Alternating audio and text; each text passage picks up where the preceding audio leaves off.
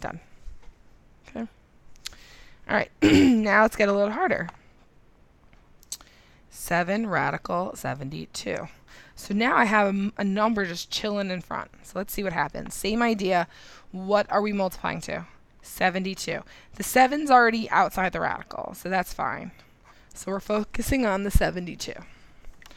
1 times 72, 2 times 36, 3 times 24, 4 times 18, 5 doesn't work, 6 times 12, and 8 times 9. Now, a lot of my students in class, the day we did this, they jumped right at 8 and 9. They saw, oh, 9, done. But it's not. There's bigger ones. Let's see. 6 and 12, 4 and 18, 36. Oh, and 4. And 1. So that's why you really got to take your time, because 9, it seems like it's the answer, but it's not. 36 is the answer. So now when I rewrite this, I have to leave that 7 chilling in the front. So it's 7, 2 times 36. 7, radical 2, radical 36. Don't lose the 7. Now, I'm not taking the square root of 7. 7's just chilling. Do you know the square root of 2? No. Do I know the square root of 36? 6. Now, what do you think you do? What are all these doing? Adding, subtracting, multiplying, dividing, having a dance party. They're multiplying. 7 times 6 is 42, and the radical 2 is just out inside the radical. Okay, and we're done. All right, next one, try it on your own. Negative 11 radical 80. The same idea, it's just got a negative out front. Nothing really weird is happening. So we're multiplying to 80. 1 times 80, 2 times 40, 4 times 20, 5 times 16, 8 times 10. I got 1. What else you got? 4. Is that it? Nope, 16. Don't forget your 16. So again, leave that 11 chilling out front. Negative 11, 5 times 16. Negative 11, radical 5, radical 16. The 11's just chilling. We do not know the square root of 5. The square root of 16 is 4. Last step, multiply the integers.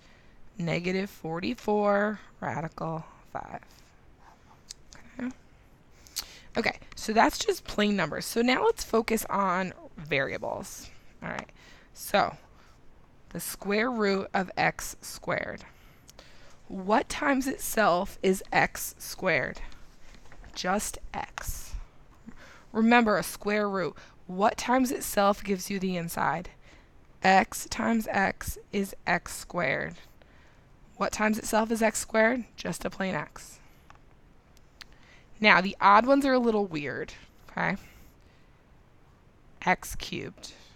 Does anything times itself give you x cubed? No. So we need to rewrite this, okay? So here's the process. It's a little odd. Ha ha ha, odd. So we want this to be an even number, because if it's even, it's really easy.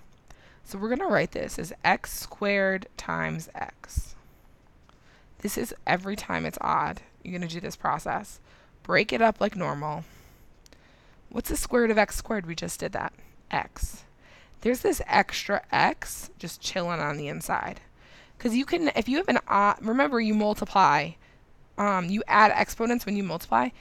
So if you have a plain x, like nothing's going to multiply times itself to give you x. It's impossible.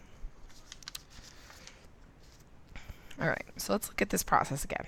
8. The square root of x to the 6th. What times itself gives you x to the 6th? X to the 3rd. Because x to the 3rd times x to the 3rd gives you x to the 6th. Because you add exponents when you multiply, what's the rule for taking the square root? Divide the exponent by 2. Again, because when you multiply x's, you add exponents. What times itself is x to the 6th? X cubed. X cubed and x cubed gives you x to the 6th. So all you do is divide by 2. X to the 11th, on the other hand, can you divide 11 by 2? No. X to the 11th is going to be like x times x to the 10th, x squared times x to the 9th. You can't do it. You want this to be even. So we write it as x to the 10th times x. X to the 10th times radical x. Now what was our rule for x's?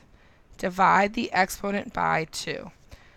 X to the 5th radical x. That's your answer. Again, because x to the 5th times x to the 5th is x to the 10th. All right? All right, let's throw some numbers back in there now. Number 6. Square root of 64, x to the 4th. Now, when I teach this process, what automatically happens is students start making a table. What multiplies to 64? Think about it. You don't lose your brain. What is the square root of 64? 8. What's the rule for the square root of x to the 4th? Divide your exponent by 2. Done. Don't do more work.